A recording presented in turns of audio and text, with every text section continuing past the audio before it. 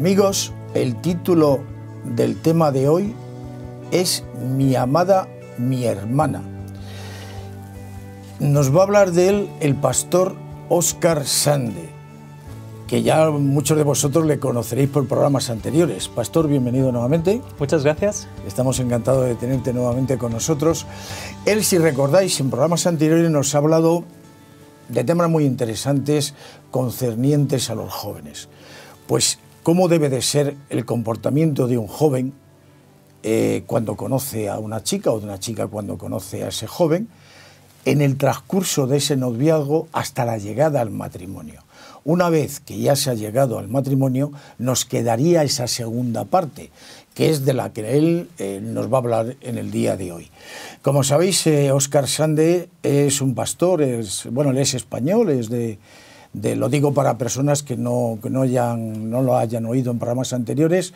Como os decía, es español, del País Vasco, de Mondragón en concreto, pero él realiza su labor pastoral en Australia. En Australia y en Nueva Zelanda. Y bueno, está realizando un periplo por España, va a estar unos cuantos días con nosotros y aprovechamos su presencia para que él nos pueda transmitir pues estos conocimientos tan interesantes que seguro os van a gustar. Muy bien, pues vamos a proceder a decirle al pastor Óscar Sande que nos hable acerca de este título tan interesante, ¿no? Mi amada, mi hermana. Mi amada, mi hermana. Es un concepto bíblico que lo descubrimos no hace tanto tiempo atrás. En nuestra experiencia como pastor, evidentemente, tenemos mucha consejería con familias.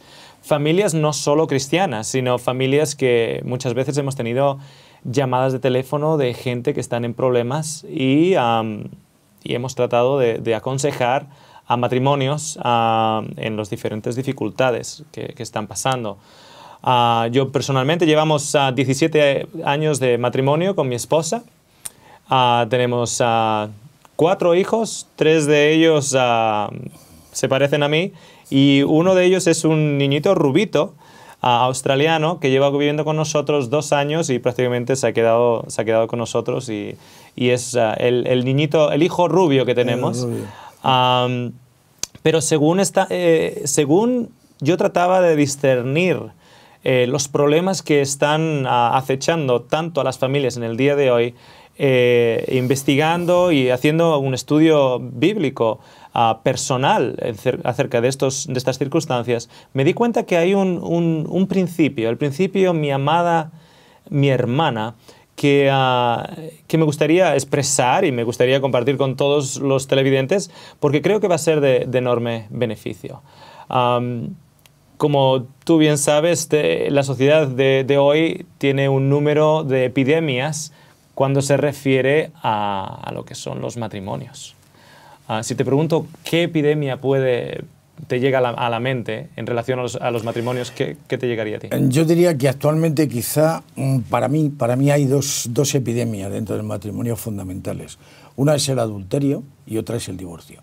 Quizás sean las dos, dentro de otras connotaciones que pueda haber, pero quizás sean las dos epidemias que más se dan en el mundo actual, ¿no? Y en mi experiencia, según estamos consultando con matrimonios que están en crisis, hay dos cosas que siempre, en la mayoría de los casos, o una de ellas o ambas, siempre salen a relucir. Adulterio y divorcio. Divorcio porque esa es la opción a seguir, porque estamos en crisis, y adulterio en muchos de esos casos porque es una señal de que realmente había una crisis y por ahí emergió a través de una relación ilícita fuera del matrimonio, ¿no? Años atrás, cuando yo era un adolescente, mi papá se fue con otra señora y se separó y luego eventualmente se divorció de mi mamá. Entonces, este episodio en sí, yo no lo entendía aquel entonces como un adolescente, pero ahora como pastor me ha ayudado tremendamente. Me ha ayudado tremendamente en grandes aspectos a la hora de poder ayudar a otros. No solo a los matrimonios, sino a esos hijos que se quedan atrás. Porque yo fui uno de esos hijos que se quedó atrás. Entonces, cuando tienes ahí a tres hijas de un matrimonio roto y se están preguntando ¿por qué, por qué, por qué? ¿Y dónde está Dios en todo esto? Yo también puedo compartir ese sentimiento de corazón a corazón porque fue el que yo mismo lo pasé. Una circunstancia que me gustaría comenzar indicando es el efecto de oscuridad que existe cuando un matrimonio está en crisis. O bien lo que le lleva al matrimonio a la crisis o una vez que ya el matrimonio está en la crisis. Hay como una cortina de oscuridad que se pone enfrente tanto de él como de ella. Hay una mentira que encubre, sobre todo cuando estamos hablando, por ejemplo, en el tema del adulterio. Recuerdo años atrás, yo fui notificado por una señora que ella sospechaba por muchos, muchos años que su esposo estaba teniendo una relación. Un día me llama a la mañana y me dice que ha tenido un sueño y que en ese sueño veía a su esposo teniendo una relación con otra señora. Claro, en un principio yo estoy de acuerdo que una persona puede tener sueños, pero yo no puedo ir ahí y levantar una acusación en contra de nadie solo por un sueño. Entonces llamé a otra persona y esta persona vino conmigo a hablar con el esposo. Antes de entrar a la casa, yo a este amigo que venía conmigo le dije, mire, si es cierto, nosotros la única manera que tenemos de saber la verdad es si él confiesa. Pero si él no confiesa, si él dice que no, que mi esposa está loca, no hay manera de saberlo. Así que hicimos una oración, entramos en la casa. Él nos recibió, la esposa se fue a la cocina, él nos recibió. Se sospechaba que íbamos por una circunstancia delicada. Claro.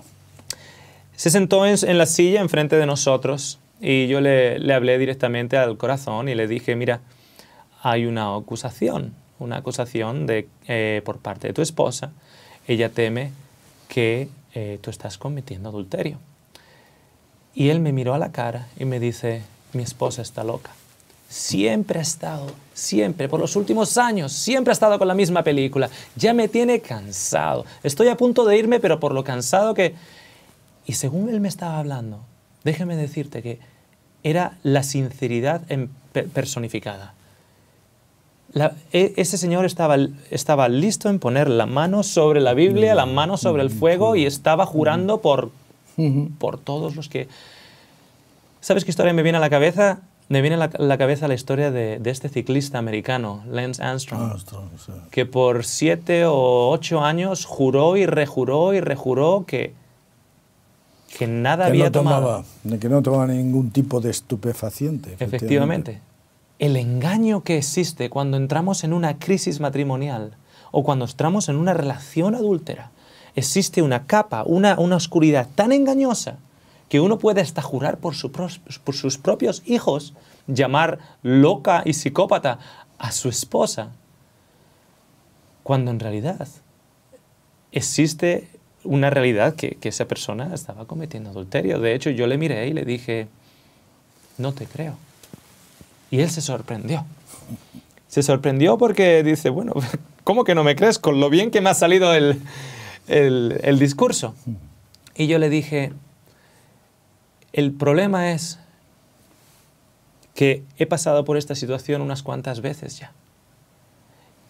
Y cada vez que yo escucho decir, mi esposa está loca, mi esposa es paranoica, empiezo a tener dudas del esposo. ¿Sabes por qué? Porque Dios ha dado a la mujer ese sexto sentido. Y es cierto que puede haber esposas demasiado celosas, demasiado agarrantes, pero por lo general, en mi experiencia, una esposa que se sienta amada, que se sienta respetada y querida, se siente también segura.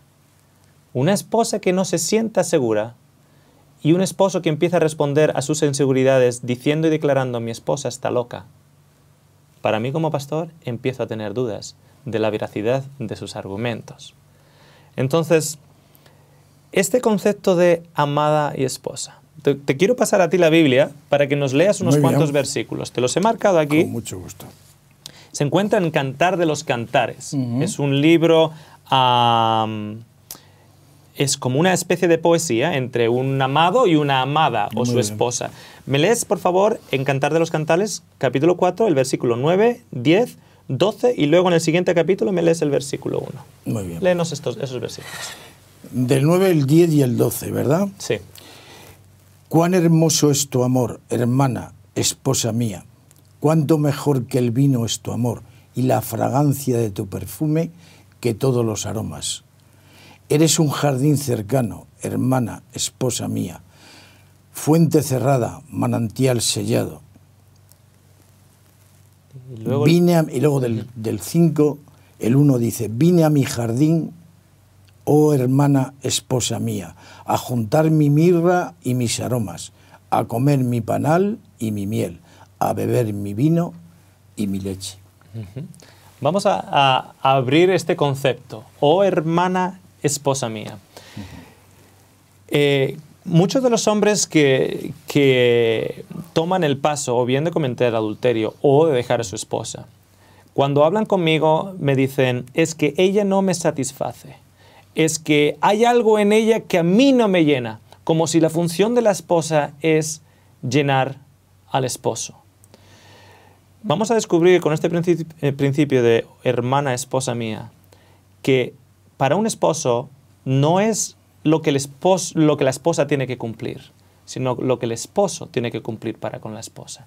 Estamos muy acostumbrados en esta sociedad a usar el principio, ¿qué hay aquí para mí? ¿De qué manera ella me puede ayudar? ¿O de qué manera yo puedo ganar con esta relación? Cuando yo no gano nada y todo se refiere a yo tener que dar, eso no me gusta. Entonces voy a alguien que me esté dando algo o corto simplemente la relación. La primera esposa hermana en la Biblia fue Eva. Literalmente, Dios la declara, o sea, Adán le declara a Eva que era hueso de sus huesos y carne de su carne. Eso se puede decir de una hermana. Una hermana tiene la misma sangre que el hermano. Y sin embargo era esposa. Déjame hacerte una pregunta, y es una pregunta muchas veces que ateos hacen a los cristianos. Ok, si el mundo y la humanidad comenzó solo con dos personas y el primer hijo se llamaba Caín, ¿con quién se casó Caín? Obviamente tuvo que ser con su hermana, claro. Tuvo que ser con su hermana. Claro. Porque la Biblia nos dice que Adán y Eva tuvieron más hijos y más hijas. Entonces, el primer matrimonio era de un esposo-hermana. Los siguientes matrimonios también eran cercanos de ese punto.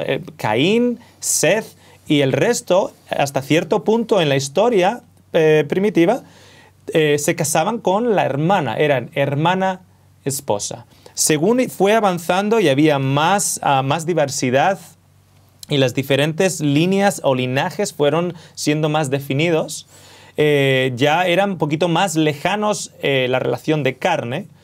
Pero, por ejemplo, tenemos el caso de Abraham. Si yo te pregunto a ti, ¿con quién se casó Abraham? ¿Con quién se casó? Abraham se casó con Sarai, luego llamada Sara, y bueno, era su hermanastra. Era su hermanastra. Entonces, era su hermana y al mismo tiempo ¿era qué? Esposa. Era su esposa. Claro. De hecho, cuando Abraham fue a Egipto, temió que le iban a matar por lo hermosa que era Sara, que le dijo, diles a ellos que eres mi hermana. Y en cierto sentido no era mentira, era verdad. Luego tenemos Cantar de los Cantares. Pero antes del Cantar de los Cantares, esta carta hermosa de mi hermana, mi esposa, tenemos una ley que fue dada cuando Moisés sacó al pueblo de Israel de Egipto y les dijo, ya no quiero que andéis casándoos hermanos con hermanas de sangre. ¿Por qué? Porque hasta ese punto la genética ya empezaba a ser reproducida con errores, con mutaciones. Esas mutaciones vienen como consecuencia del pecado, pero evidentemente teníamos defectos, niños con defectos, etc. Entonces decían que no quiero decía el Señor, no quiero que os caséis hermanos con hermanas de sangre. Sin embargo, el concepto de hermana a nivel espiritual se mantuvo. ¿Cómo sabemos eso? Bueno, el Señor les dice a Israel, no vayáis a casaros con las hijas de los cananitas. No vayáis a casaros con las hijas de los egipcios. Casaros con las hijas de Israel, porque son vuestras hermanas. Hermanas. Entonces, en el Nuevo Testamento, el mismo principio se repite.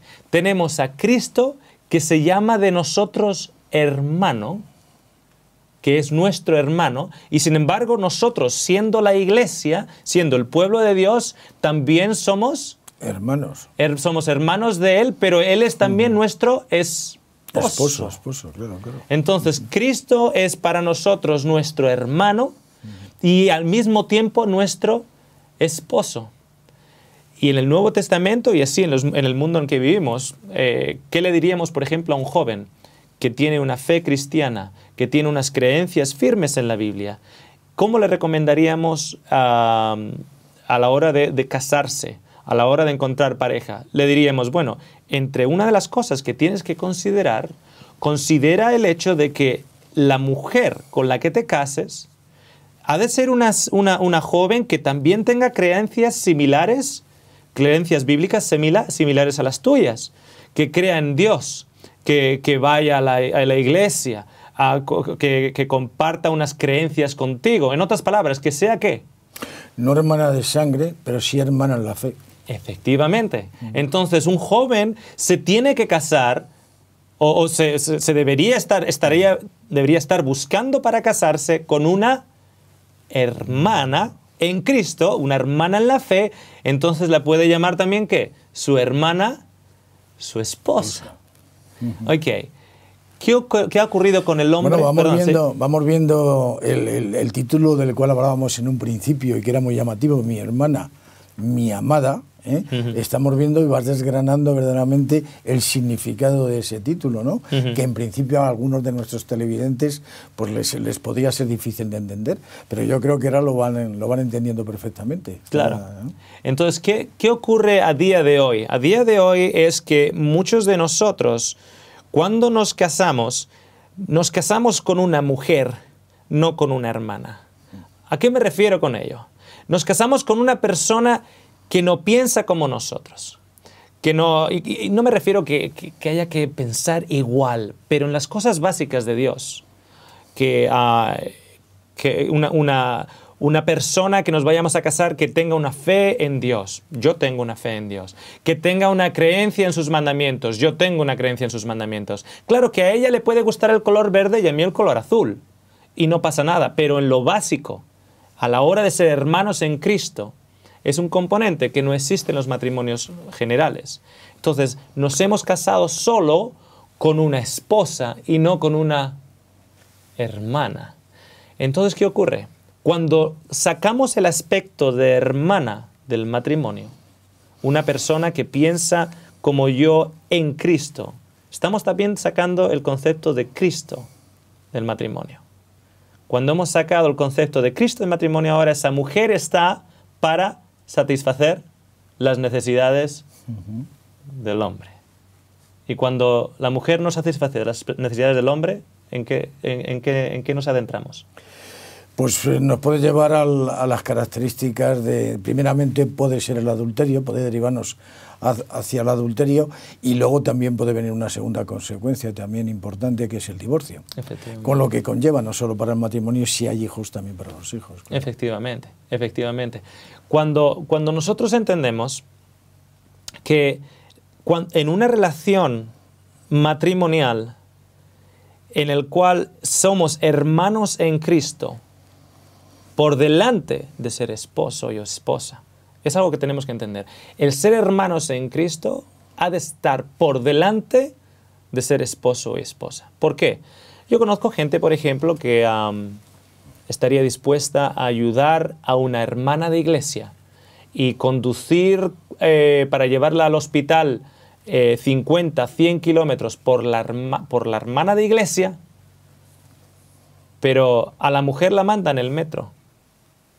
O sea, a veces hacemos un mayor servicio al hermano o hermana de iglesia o al amigo o amiga del trabajo, porque lo tenemos amigos como hermanos, que lo que podemos hacer a nuestro esposo o a nuestra esposa.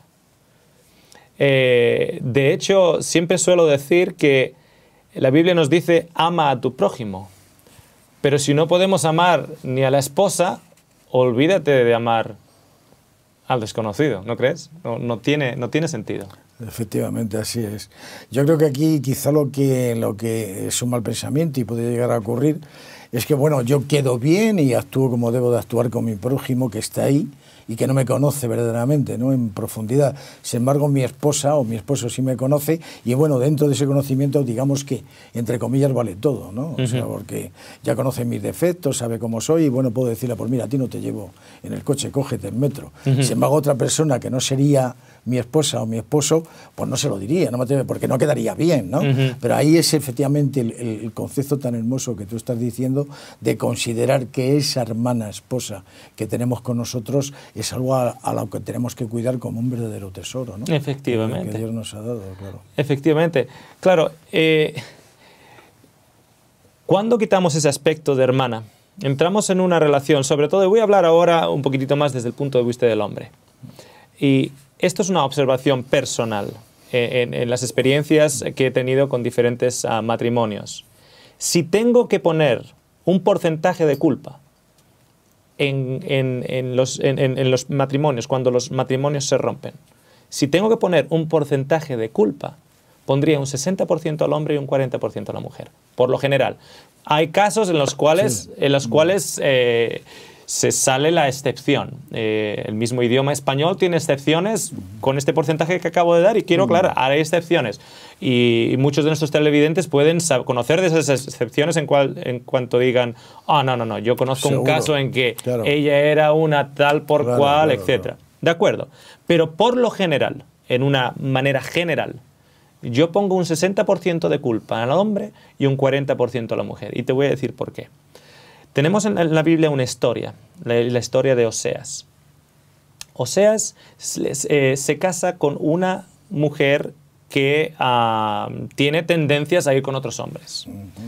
La toma en su casa, pero Oseas se casa con ella con este principio: mi hermana, mi esposa. Cuando esta esposa sale con otros hombres y de hecho tiene hijos con otros hombres, Dios le dice a Oseas, ve y cógela de vuelta. ¿Cógela de vuelta? La culpa 100% es de la esposa. El hombre es un profeta de Dios. Ella ha sido la que ha salido fuera. Él la ha tratado, la ha acogido, la ha limpiado, la ha cuidado, le ha dado ese honor y ese respeto de mujer. Y ella ha acogido y ha caído y se ha ido y se ha acostado con otros hombres. Uno podía pensar, bueno, la culpa la tiene ella. La culpa la puede tener ella, pero la responsabilidad de traerla de vuelta la tiene Oseas. Y eso es algo que nosotros tenemos que entender. El hombre tiene una responsabilidad para la salvación y el mantenimiento de la familia más alto que la mujer. Por eso siempre pongo un 60% de culpa al hombre y un 40% a la mujer. Oseas no tenía la culpa, pero Oseas tenía la responsabilidad. Y Oseas salió y la trajo de vuelta. Y Oseas salió y la trajo de vuelta. ¿Por qué? ¿Cómo puede ser eso? ¿Está loco? Oseas está viendo algo en esta situación. Cuando ve a esa mujer, no ve a su esposa, no ve a una señora que está ahí para servirle a él, no ve a una señora que está ahí para satisfacerle a él. Lo que Oseas está viendo en esa señora es una chica que está rodeada de pecado, que está caída en el pecado, envuelta en el pecado, y él tiene la responsabilidad de ayudarla en su salvación. Por encima de las necesidades de esposo, por encima de la relación de un matrimonio, la responsabilidad de Oseas es ir allá y ver que esa criatura de Dios está tan manchada y tan cubierta y tan atrapada por el pecado que el mismo Satanás la tiene golpeada y tirada por las calles y vendida a otros hombres. Y él tiene que verla como una hija de Dios, hermana por tanto suya. y ir a rescatarla. Óscar, a mí me parece un magnífico ejemplo. Efectivamente, cuando está ocurriendo eso, porque muchas veces vemos defectos en alguna persona, puede ser en nuestra esposa o en nuestro esposo, y en otras personas, y nos fijamos exclusivamente en él como persona, y no nos damos cuenta que no deja de ser, en ese momento es un pecador que está rodeado por unas circunstancias y unas influencias externas. Y entonces debemos de fijarnos en eso y ayudarle a salir de esa situación. Y el ejemplo de Oseas que tú estás diciendo es clarísimo. Y también al contrario, también la mujer que ve en un hombre, el ejemplo también es válido en un sentido distinto, que también vea a un hombre que vea que está también en una situación de pecado, y lo primero que debe de ver, en vez de decir, bueno, pues es un adúltero, que lo es, ya ha salido y tal, está en una situación de pecado, está influenciado por el mal. Voy a tratar también de rescatarlo. Efectivamente. Porque es mi hermano y le voy a tratar de sacar de ahí, antes de ver todos sus defectos y todas esas cosas que indudablemente la están haciendo daño, ¿no? Por supuesto. ¿Y cuántos hombres son salvos en Cristo a día de hoy por el ministerio de salvación de su esposa? ¿Por qué? Porque su esposa ha sufrido el infierno aquí en la tierra, teniéndole a él al lado, y sin embargo ha sido su dedicación a la salvación de su esposo, su hermano, lo que ahora ha ganado a ese hombre para Cristo. Sabemos que hay circunstancias, y no nos estamos enfocando en circunstancias particulares en las cuales puede haber un caso de violencia extrema o de violencia en sí, psicológica, emocional. No nos estamos refiriendo a esos casos en particulares porque cada uno necesita, digamos, una actuación determinada para el caso determinado. Estamos hablando de una manera general, así que por favor que los televidentes no vean que estamos generalizando su caso. Estamos generalizando un principio. Su caso es particular, pero cuánto de lo que estamos diciendo también puede aplicarse a lo que ellos están viviendo. Hay momentos en los cuales un matrimonio tiene que separarse, tienen que vivir separados por las circunstancias dramáticas que están viviendo, y eso va a ser lo mejor para ellos. Pero al mismo tiempo hay un principio, que es el principio que hemos traído en el programa de hoy, de que el esposo que tú tienes delante es también tu hermano. Y hay una responsabilidad de salvación para esa mujer, para con ese esposo.